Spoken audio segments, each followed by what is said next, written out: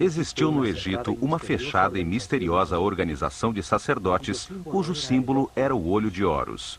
Eram o poder real nas sombras atrás do faraó.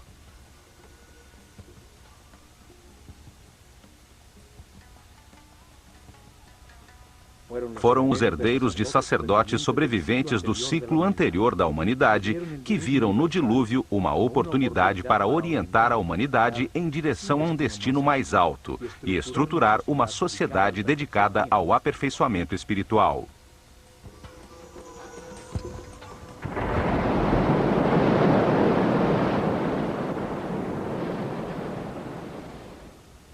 A partir do nada, ao redor de templos e centros religiosos, desenvolveram a civilização egípcia.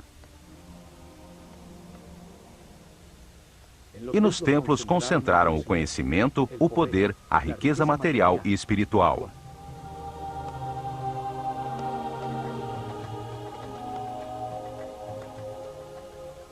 Cada templo revelava um tema diferente. O templo de Osíris, em Abidos, a reencarnação.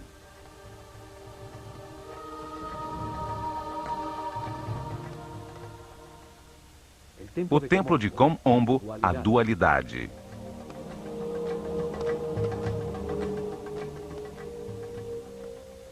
O templo de Luxor, o corpo do homem.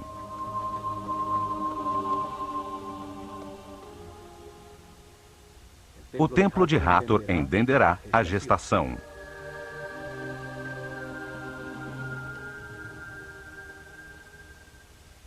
O de Ísis, em Philaet, o princípio feminino.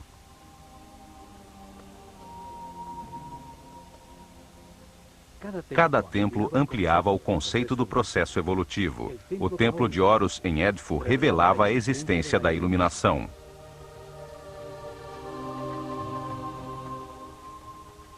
O de Karnak se dedicava à evolução da consciência.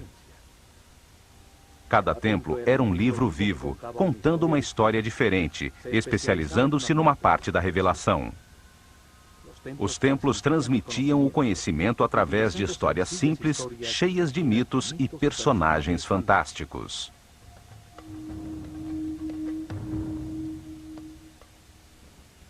Revelavam informações utilizando uma história fantástica, uma parábola com ensinamentos, um mito cheio de personagens simbólicos que explicavam a vida como parte de um processo de aperfeiçoamento.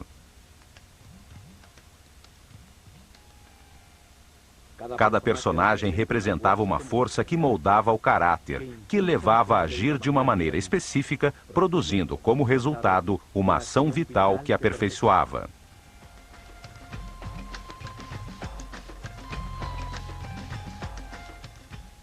As formas dos personagens e a ação vital que representavam indicavam a sabedoria dos sacerdotes do olho de Horus.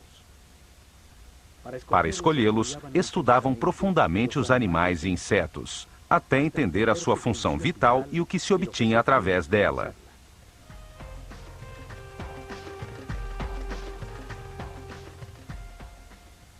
Depois, escolhiam um animal que melhor representasse uma ação vital e o combinavam com um homem, num símbolo gráfico muito simples.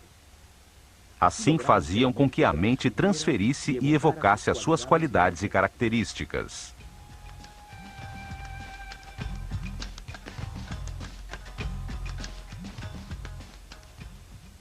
Um homem com cabeça de falcão convertia-se num ser que tudo vê, como um pássaro que evoca a liberdade e a leveza do espírito.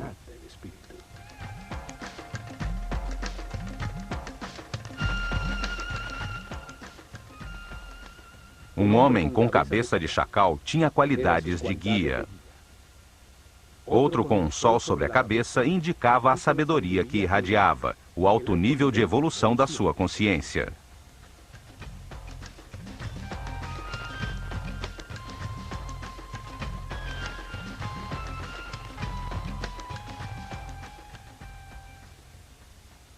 Um desses personagens simbólicos foi chamado de Osíris. Em Abidos, protegido do exterior por altíssimos muros, está o templo que relata a sua história. Um enorme complexo onde viveram milhares de pessoas.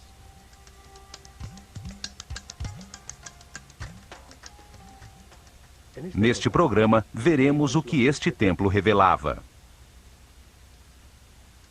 Abidos se encontra a 150 quilômetros ao norte de Tebas, a última capital do Império Egípcio, seu último centro religioso.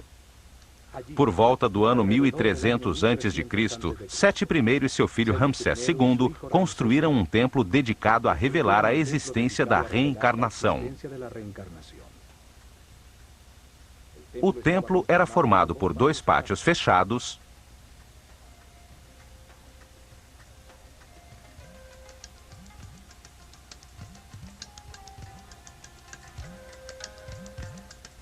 dois enormes salões com altíssimas colunas,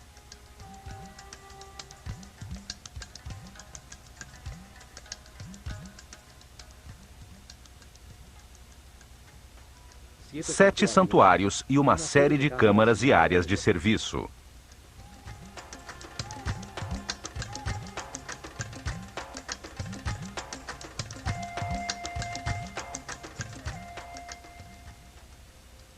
Osíris era o senhor da reencarnação. Representava a força que impulsiona o processo evolutivo do homem através de muitas vidas, transmutando-o num ser perfeito e imortal.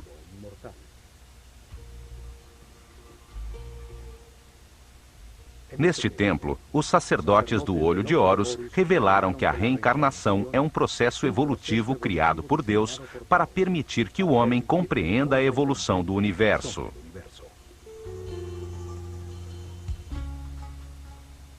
A informação na consciência é ampliada lentamente, através de muitas vidas, para transformar a ignorância dos seus filhos em sabedoria. Um processo que converte espíritos inocentes em seres experientes, que entendem a razão da sua existência. A reencarnação transforma um ser denso e rígido que permanece na baixa vibração do medo num ser flexível, etéreo, que vive na frequência altíssima do amor.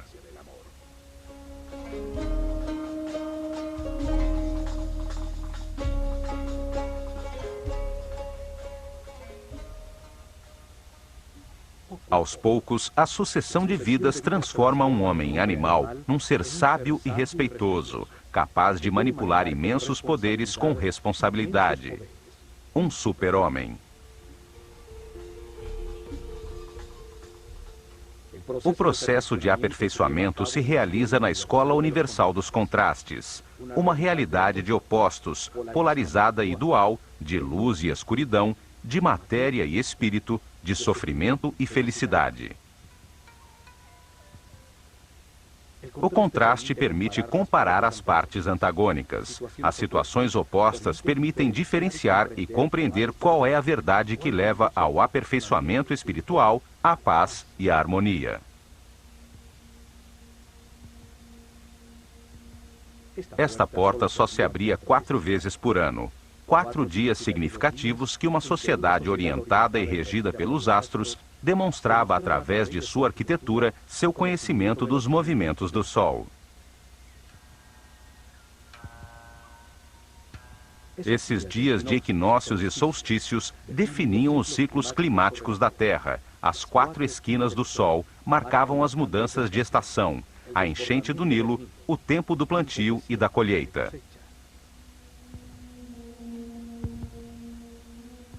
O primeiro raio de sol entrava pela porta do templo, iluminando o interior do santuário de Amon-Ra, a Barca de Ouro.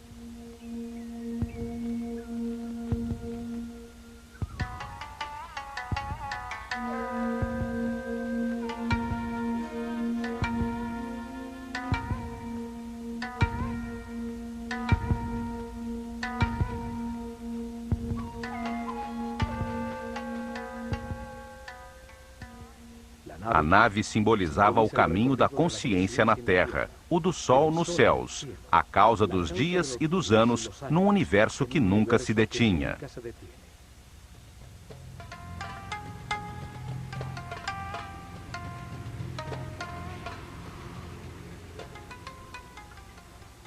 O povo só podia entrar até esses pátios para participar das cerimônias que se realizavam ao entardecer e ao amanhecer de solstícios e equinócios, como em todos os templos do Egito.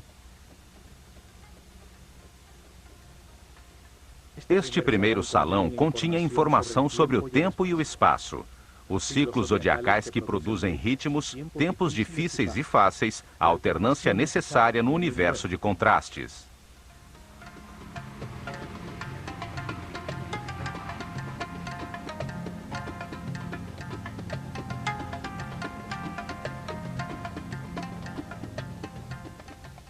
É nesse mundo de ciclos que o espírito encarna repetidamente para sentir na própria pele situações que lhe permitam compreender quais são os valores que estruturam o universo.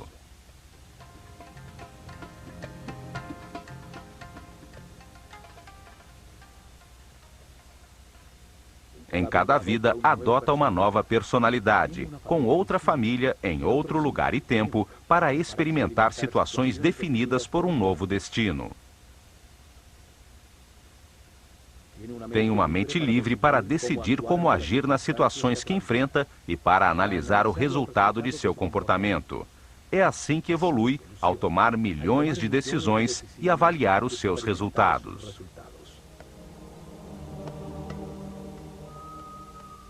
Curiosamente, numa dessas vergas, há uns símbolos muito estranhos, que chamaram a atenção por sua semelhança com helicópteros e objetos voadores.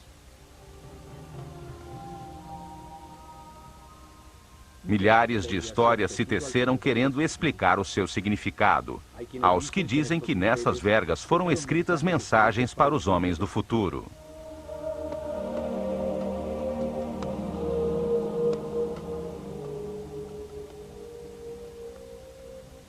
E no momento em que estes símbolos forem entendidos pelos visitantes do templo, chegará a nova era de Aquário e a humanidade viverá o fim de um ciclo e uma mudança transcendental.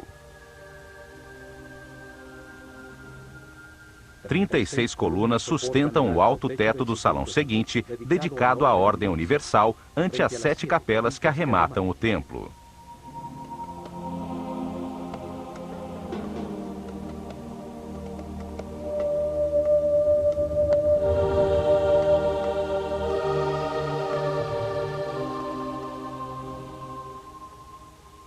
Num dos muros aparece Ísis, irmã de Osíris, que rege a consciência do homem, representado pelo faraó Sete I, que tem o cajado de pastor de toda a humanidade.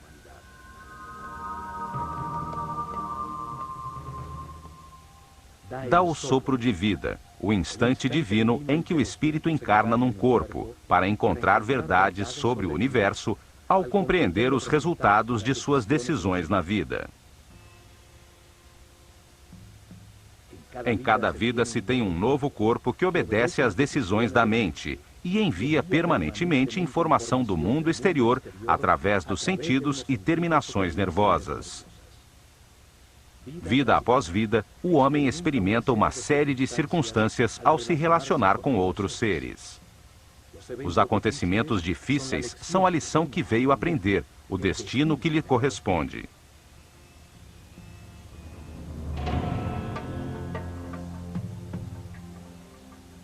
A reencarnação transforma o homem pouco a pouco num ser tolerante.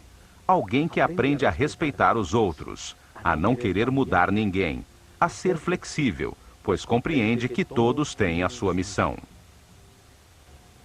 Evolui e entende que experimenta aquilo que tem que aprender, que tem o que precisa, que tudo o que acontece é perfeito, que os contrastes existem para a compreensão do universo e, assim, desenvolvem uma grande confiança em Deus.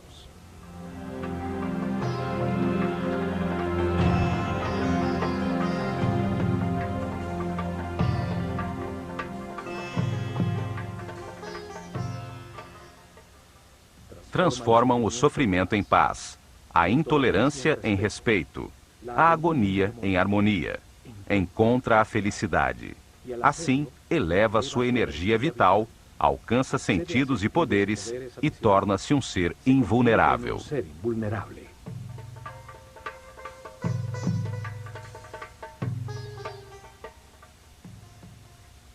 A reencarnação transforma um homem mortal, com limitada consciência temporal, num ser imortal com consciência permanente, que pode entrar e sair voluntariamente da matéria.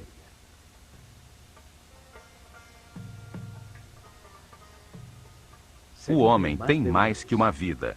A morte é apenas uma porta para mudar as circunstâncias e receber outro destino. Cada vida é uma lição diferente, uma parte do processo de aperfeiçoamento para chegar cedo ou tarde, através do respeito e da paz interior, à imortalidade.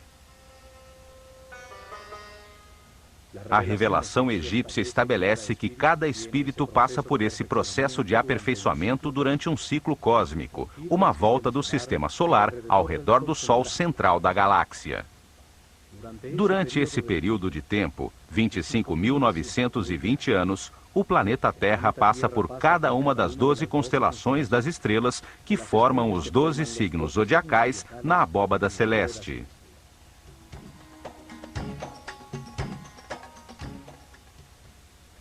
Isso acontece para que o espírito receba as diferentes energias e forças das estrelas durante 12 eras de 2.160 anos, 12 ciclos que produzem diferentes processos e estados.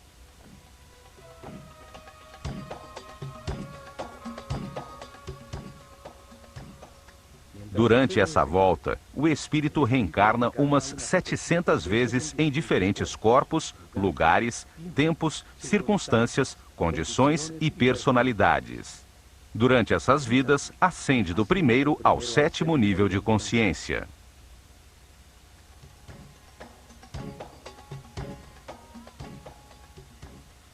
Em cada vida aprende algo diferente. Cada vez nasce marcado de maneira diferente pelas forças irradiadas pelas estrelas. Para revelar esse processo de aperfeiçoamento, de reencarnações, os sábios egípcios criaram o mito de Osíris. Uma história com duas forças opostas que se manifestavam na mente e no universo polarizado para permitir a evolução.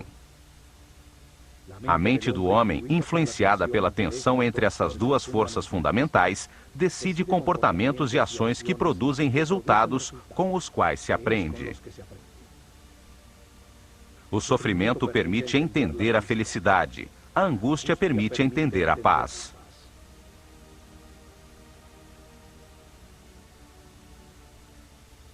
O mito tinha 4 personagens fantásticos. 4 irmãos que se juntaram de maneira natural e, ao fazê-lo, representaram duas forças opostas, a luz e a escuridão.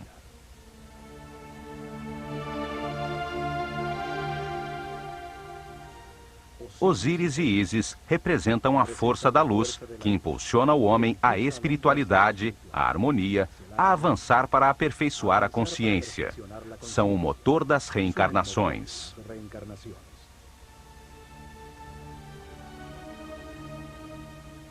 Set e Neftis simbolizam a força da escuridão, que impulsiona o homem à materialidade, aos prazeres sensoriais, à densidade da inconsciência e à imobilidade da ignorância.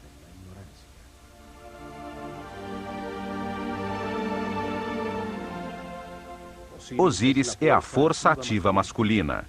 A vontade baseada nas certezas adquiridas, na informação verificada para impulsionar ações que produzam harmonia, paz e felicidade.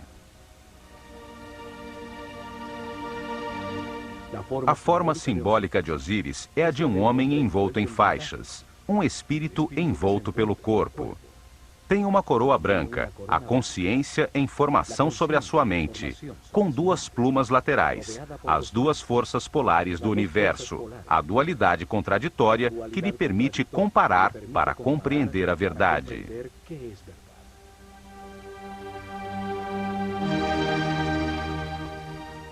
Em sua mão esquerda, leva o gancho de pastor, a força que guia o rebanho humano pelo caminho das transformações e dos ciclos. Na mão direita, leva o instrumento que separa as espigas boas das ruins. Cada decisão, cada colheita produz o resultado de um sofrimento. As espigas ruins são de harmonia. As espigas boas são a consciência ao compará-las, o que permite o aperfeiçoamento. 7 representa o peso da animalidade original, que atrasa a espiritualização da matéria. É a vontade egoísta de obter o prazer, ainda que isto cause caos e sofrimento aos outros. É um instinto que domina. O confronto dessas duas forças ativas e masculinas é seguida pela parte passiva e feminina. Ísis gera as emoções superiores, as intuições, no mundo interior. Recebe a inspiração e produz as ideias, a busca e a adoração de Deus, o êxtase.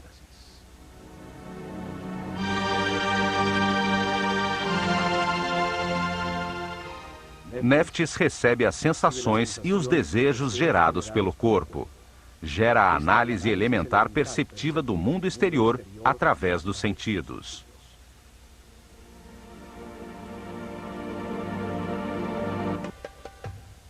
Ao fundo do salão da Ordem Universal encontram-se 7 santuários que são o coração do templo.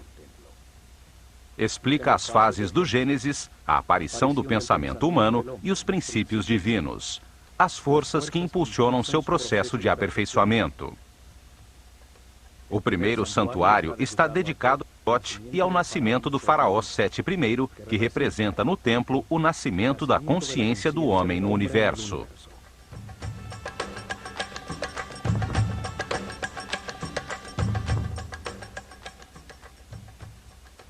A primeira é a cena simbólica. O sumo sacerdote da escola de Horus, coberto com a pele de um jaguar, a força da animalidade original abandonada, ajuda no nascimento do faraó Sete I. Nasce a consciência que pode participar da evolução do universo.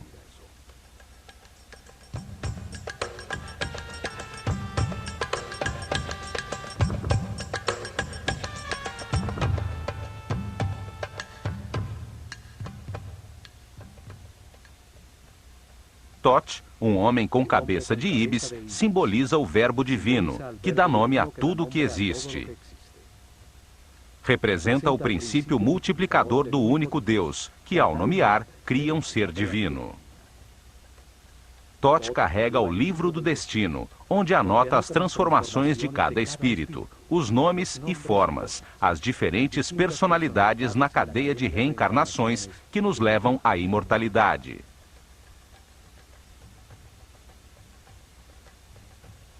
Cada espírito recebe um corpo, um nome. Neste caso, Sete I, uma personalidade temporal como faraó, determinada pelo ciclo e pelas circunstâncias, onde cumprirá seu destino temporal de aprendizagem. Thoth escreve em seu livro o nome dentro de um laço, chamado cartucho egípcio. Cada laço tem um nó na sua base e representa uma das vidas temporais do Espírito Eterno. O nome é a vibração da palavra divina que dá forma ao corpo e define a personalidade temporal do Espírito encarnado. Em cada vida tem-se um nome diferente. É uma lição de cada vez. O destino define as circunstâncias que são necessárias viver para que se aprenda. Thoth é o escrivão dos céus. Arquiva a lição que o espírito encarnado deve aprender no livro do destino e, no momento da sua morte, escreve os sucessos obtidos. Ele é o ser responsável pela palavra. É o inventor da linguagem, da escrita e do intelecto que retém, compara e analisa.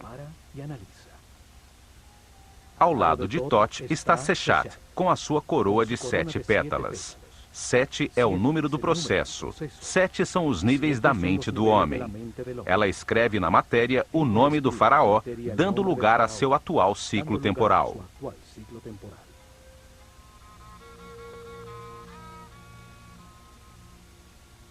Parte do mito de Osíris é o chamado julgamento dos mortos. Acontece quando o espírito do morto chega ao Doat, uma dimensão além da física, para encontrar-se com as forças que impulsionaram a sua mente no universo de contradições que é a vida sobre a Terra.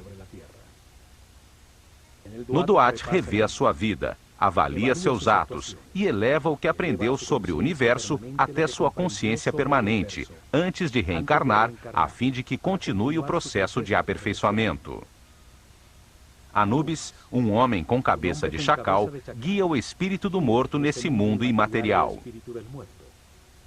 O chacal simboliza a força guia. Os egípcios perdidos no deserto reencontravam a civilização seguindo as suas pegadas.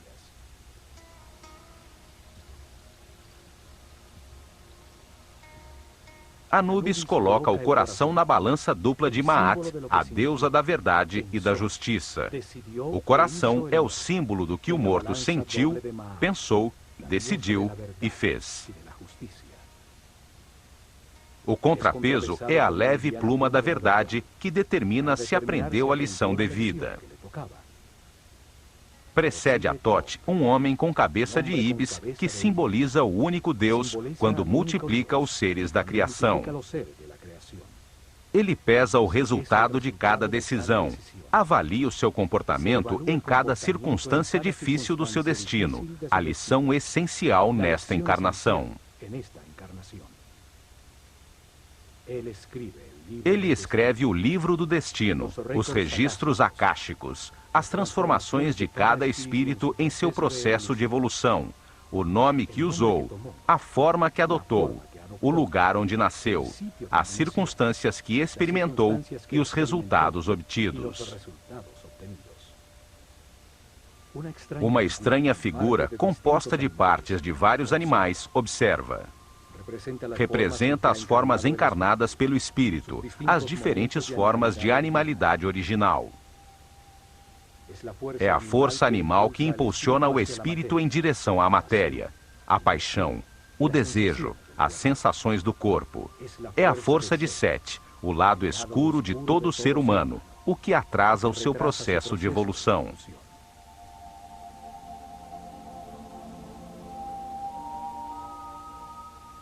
O espírito eleva as compreensões verificadas por sua personalidade temporal até sua parte eterna e recebe de Thoth um novo destino, uma nova lição e uma nova vida para viver.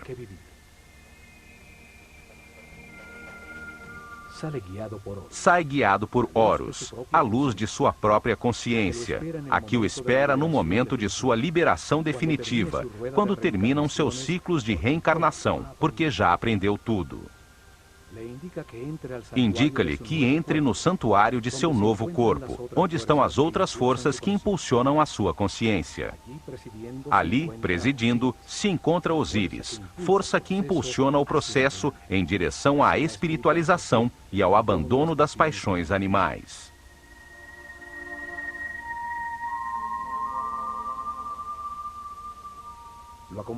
Está acompanhado de Ísis e Néftis, suas conexões com as sensações e emoções do corpo que ocupa nesta nova vida em que acaba de nascer.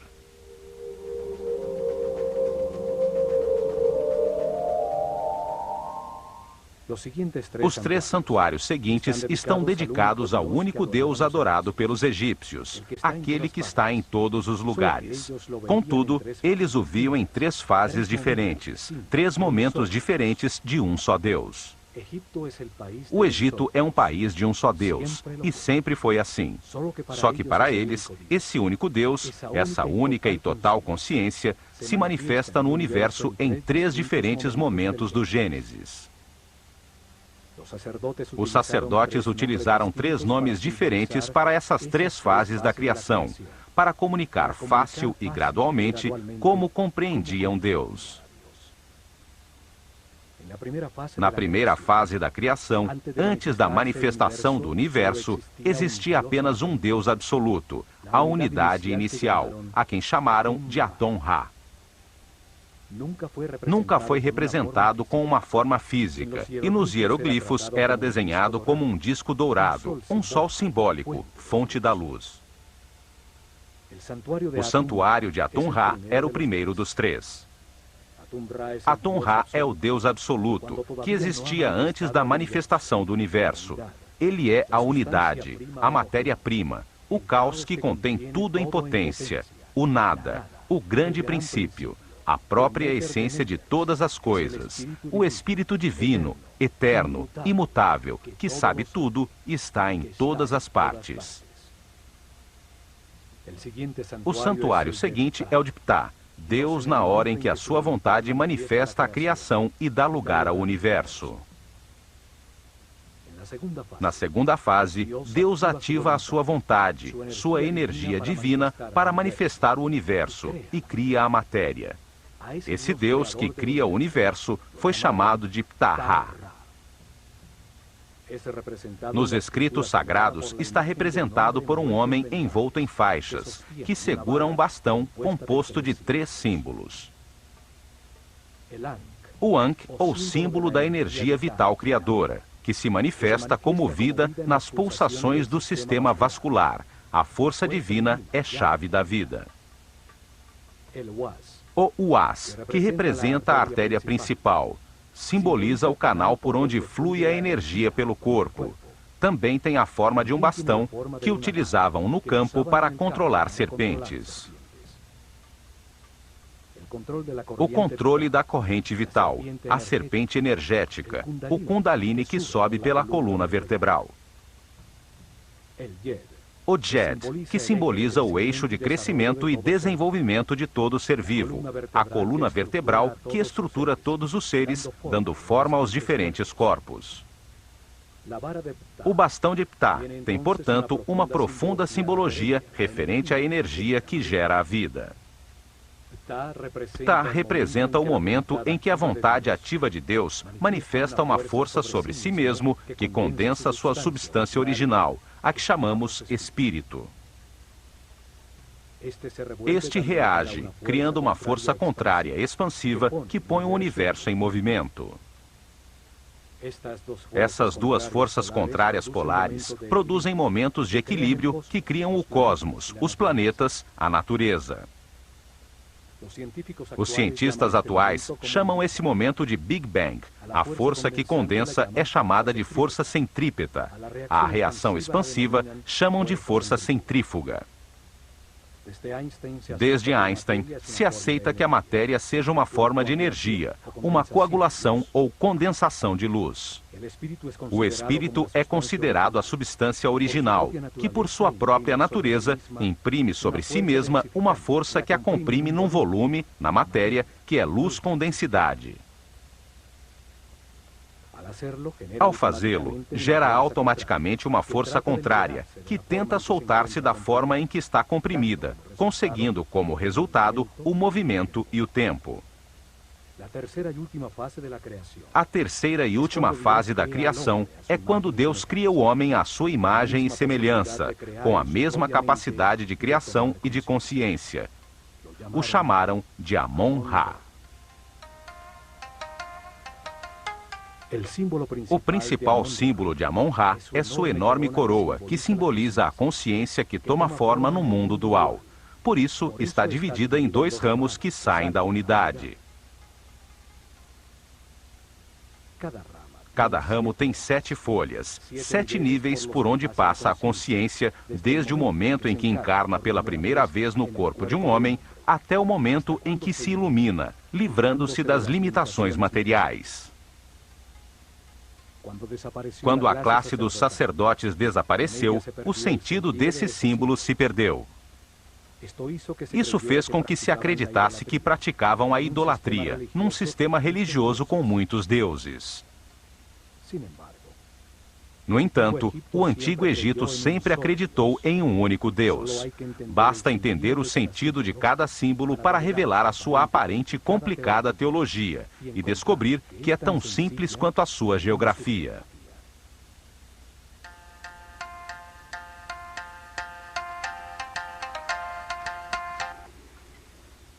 No templo de Osíris, em Abidos, o único Deus, em cada uma das fases da criação, tem o seu próprio santuário.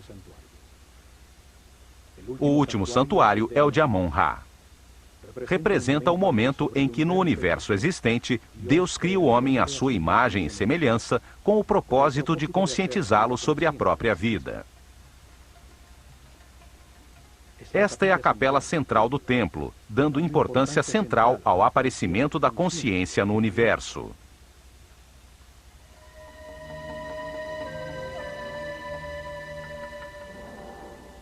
Em seus muros, aparece o símbolo do deus Amon-Ra e o faraó, como o homem consciente que agradece pela vida, aceitando suas partes de luz e de escuridão, de gozo e de dor, compreendendo-a como um processo de aperfeiçoamento.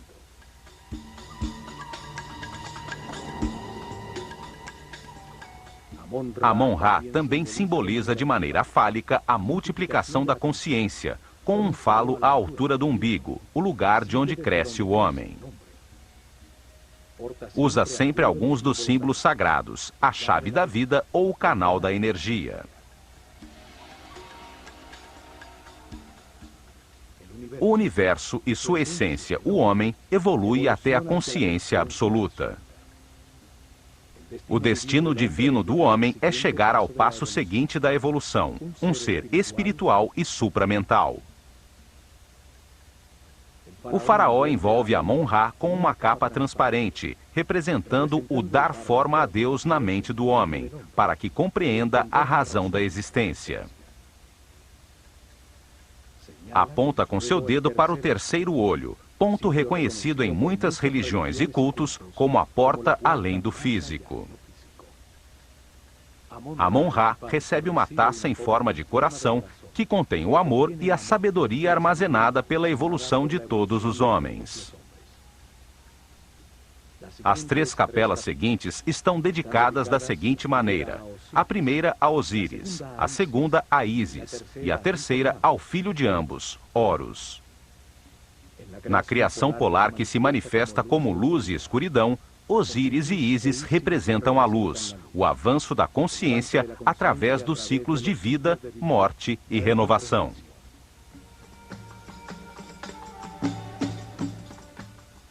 A polaridade contrária é representada por Sete, a força da escuridão que detém o homem, a matéria condensada, as paixões animais.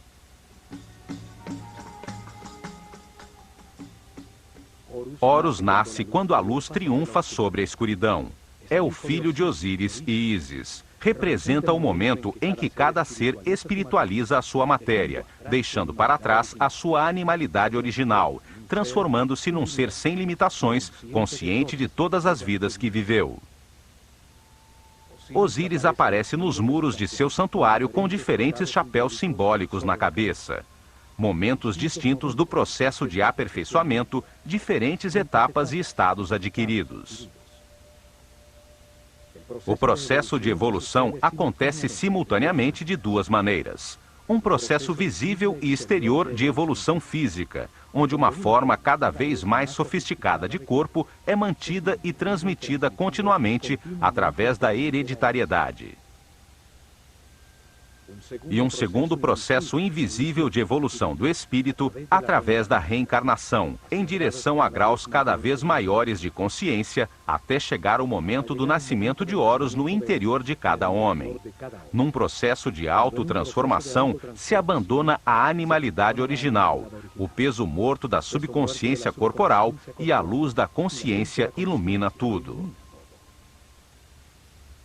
No santuário de Ísis, se explicava aos iniciados a existência de um princípio feminino, capaz de gerar luz. Seu nome significa trono.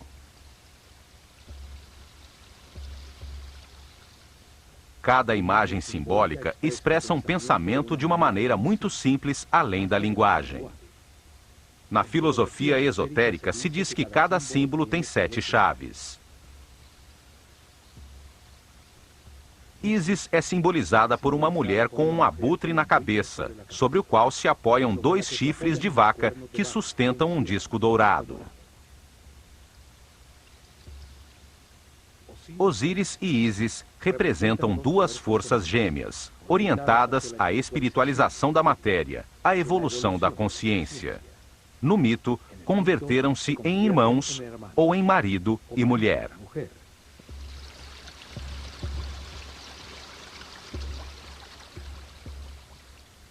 O abutre é um pássaro que voa e que é totalmente dedicado à sua cria. Em seu interior, transforma as substâncias em decomposição, convertendo-as em alimento, em nova vida. A vaca representa o princípio nutritivo. Seus chifres têm a forma da lua, a mãe dos ciclos. Sustentam o disco dourado, a luz do sol, fonte da vida, a luz da consciência.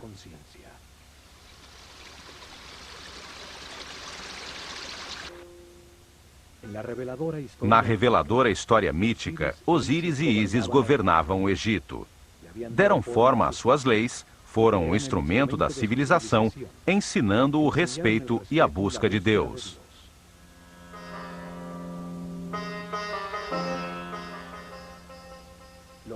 Depois disso, Osíris prosseguiu sua busca em outras dimensões, a outras verdades e outros conhecimentos, deixando o reino, símbolo da mente, nas mãos de Ísis, sua esposa e irmã.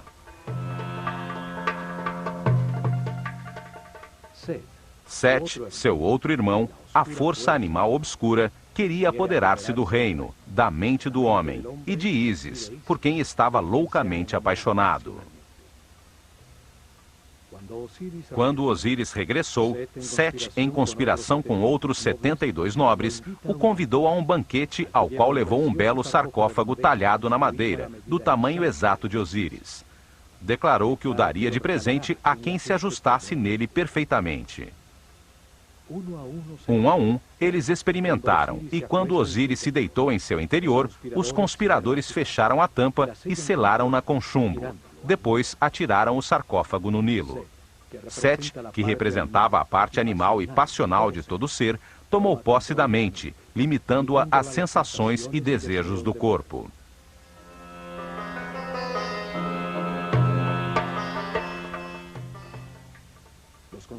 Os conspiradores simbolizam as reencarnações que a consciência presa no sarcófago do corpo tem que viver durante um ano cósmico, para transformar a matéria em espírito.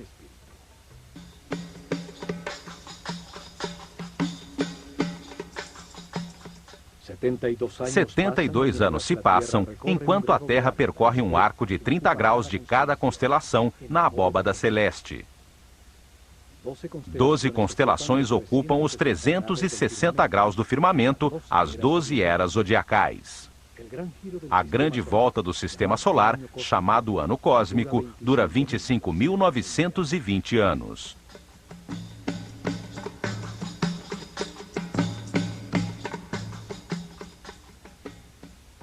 Segundo o mito, o sarcófago com Osíris chegou às costas do Líbano, onde, preso a uns galhos de tamarga, converteu-se numa bela árvore que o contém em seu interior. O rei desse lugar viu a bela árvore e a cortou para fazer uma coluna do seu palácio, sem saber que o sarcófago continuava incrustado em seu interior. Depois de muitas aventuras, Ísis resgatou o sarcófago e o trouxe de volta ao Egito. Quando Sete descobriu, cortou o corpo de Osíris em 14 pedaços e espalhou-os por todo o país. Entretanto, Ísis percorreu o Egito e encontrou uma a uma 13 das partes, todas menos o falo de Osíris, que, segundo a lenda, foi devorado pelos peixes do rio. Um simbolismo do abandono da sexualidade e da animalidade originais.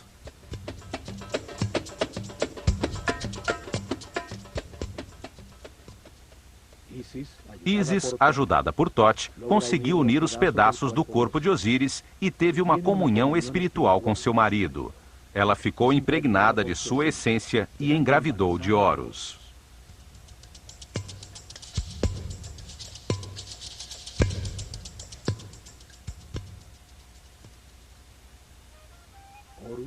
Horus representa a iluminação, quando se abandona a roda de reencarnações, pois já se adquiriu a sabedoria necessária para não perder nunca mais a consciência adquirida.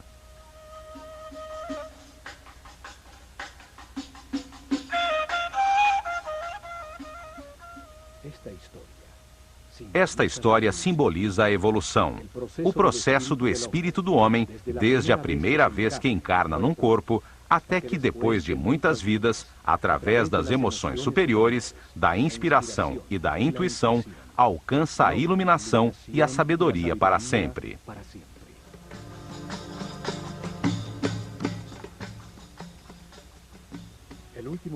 O último santuário do templo é o de Horus, a porta que se abre às estrelas. Horus representa o momento da ressurreição, da iluminação e da imortalidade. O fim das limitações materiais, o momento de ver todas as vidas vividas, mantendo para sempre a consciência adquirida. A revelação afirma que o espírito do homem, depois de muitas vidas, chega a um nível de sabedoria em que compreende a razão de sua existência e as forças fundamentais do universo. A compreensão obtida por seu espírito, com o resultado das experiências de muitas vidas, o leva ao ponto de harmonia, em que pode libertar-se da roda de reencarnações e limitações da matéria. Esse momento acontece quando respeita os outros, aceita que tudo que ocorre é perfeito e permanece em paz e harmonia. Quando armazena altos níveis de energia vital e resolve, com toda a sua vontade, buscar a Deus em somente uma vida. Se ao chegar a esse nível, decidir esforçar-se para conseguir a perfeição, abre a porta ao caminho de Horus, à transformação que permite o abandono da roda de reencarnações sucessivas. Horus representa o triunfo da luz sobre a escuridão, o domínio da animalidade original, o fim das limitações materiais, o passo definitivo da ignorância à sabedoria, a porta dimensional que o leva acima das hierarquias do universo.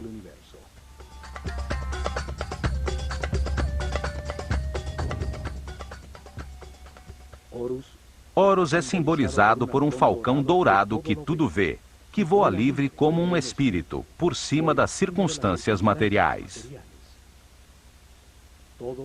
Todos avançamos e reencarnamos, impulsionados pela força de Osíris, e levamos dentro de nós a semente de Horus, a passagem à imortalidade e à consciência permanente. Só poderemos chegar lá aprendendo a ser flexíveis, a valorizar o que temos, a aceitar as circunstâncias e as pessoas que nos rodeiam e a agradecer pela oportunidade de estar vivos, para tomar consciência de que fomos criados por amor.